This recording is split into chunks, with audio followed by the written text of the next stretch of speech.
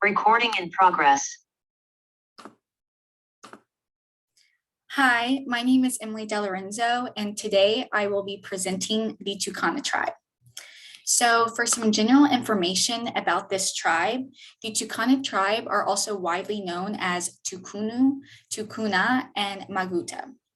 The Ticuna people are overall a very peaceful tribe presently as well as historically, and they are a very highly social group who travel frequently by canoes to other villages, and they are famous and known for their canoe building. And similar to other Amazonian people, the Ticuna raise chickens, they keep monkeys, parrots, and macaws for pets, and the feathers of these birds are used to make headdresses and ornaments for ceremonial dress. And the Mother Earth is the main authority over the Ticuna tribe, so they are very connected to the earth.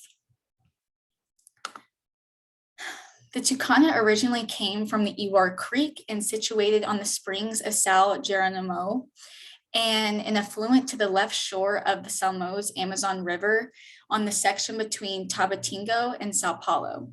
And even today, this is the area with the highest concentration of the Ticuna tribe, where 42 of the current 59 villages are resided in.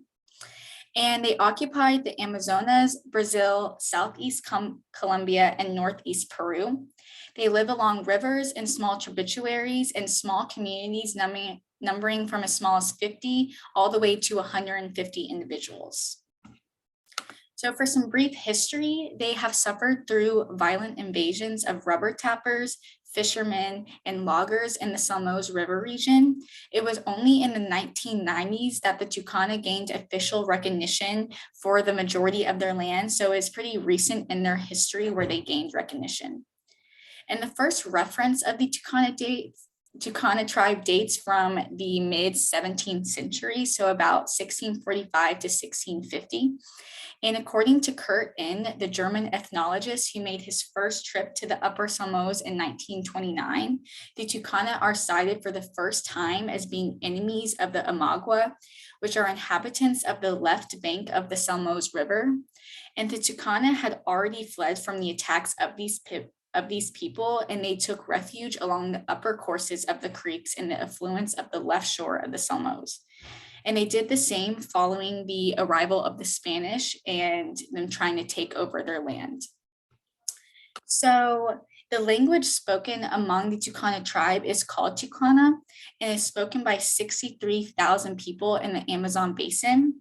And I gave some comparisons of the Ticuna language compared to the English language. And as you can see, they are pretty different. And so for example, water in English is Dexa and Ticuna. And I wanted to give an example of the way that the Ticuna language is spoken and the way that it sounds. So I gave a YouTube link and, well, I guess I can just, sorry, it's loading.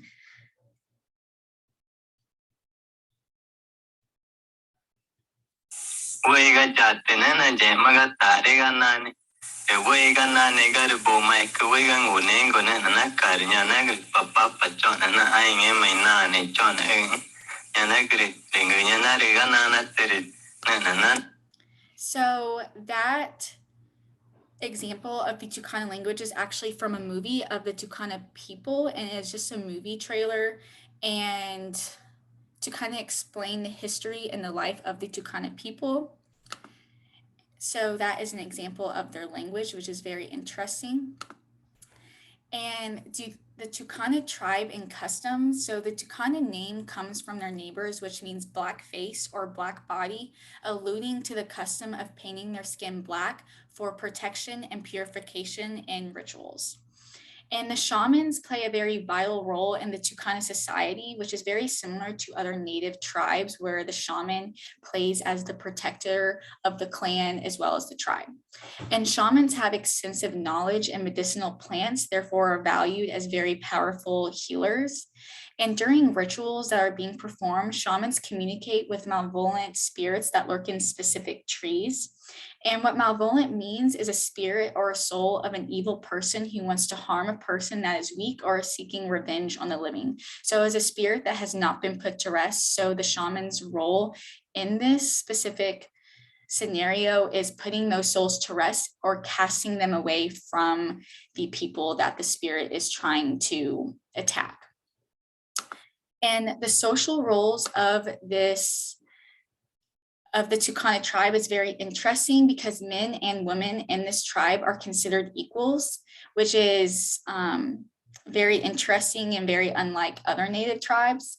And both men and women participate in traditional and economic activities. And the Ticuna society is divided into clans, which are patrilineal clan groups, which means the clan belonging passing down from father to son. And the Ticuna men hunt and create the ceremonial masks that are often used in rituals, and the women cook and cultivate the land. And I wanted to give an example of a Ticuna woman and a Ticuna man. So as you can see, the Ticuna man has a very elaborate headdress because they do make them for themselves. So they are filled with colors, they are big, they are extravagant. And the Ticuna women's headdresses are just really made out of straw and are a very neutral color. And for their economic and agricultural facts, so chagra producing food for the Ticuna inhabitants, and a chagra is a land sown with seed, and that can also be thought of as a farm or an agricultural field. And perennial crops are produced with a production period between more than 10 years. And perennial crops are unlike annual crops, and they do not need to be replanted each year because they are automatically grown back. So it is the most sustainable way to produce crops and food for their tribe. And the location of the production of the chaga is chosen taking into account specific characteristics, such as the area of the land to be cultivated, its quality and access to water so that the crops can be watered and drained when necessary. In San Pedro, bananas, which are known also as belicos, are a powdered cassava flour considered to be a traditional food that occupies all your meals or accompanies all of your meals, and they are also grown in chagra. So you can see how important chagras are to the tribe because their most important food source that accompanies all their meals are grown here. So the tribe in the present, today they face the challenge of guaranteeing their economic and environment sustainability and enhancing their relationships with the surrounding societies while maintaining a liveliness for their extremely rich culture. And the Ticuna are actively resisting encroachment from their ancestral lands by colonists. So that is something that they are facing today, but they still try and keep high spirits up and just engulf in their culture and to keep it alive. And these are the references that I use to find my information. And if you are interested in the Ticuna tribe and for some further research, I'd be glad to answer any questions or guide you in any direction. And I would like to thank you for listening to my presentation, and I hope you enjoyed. Thank you.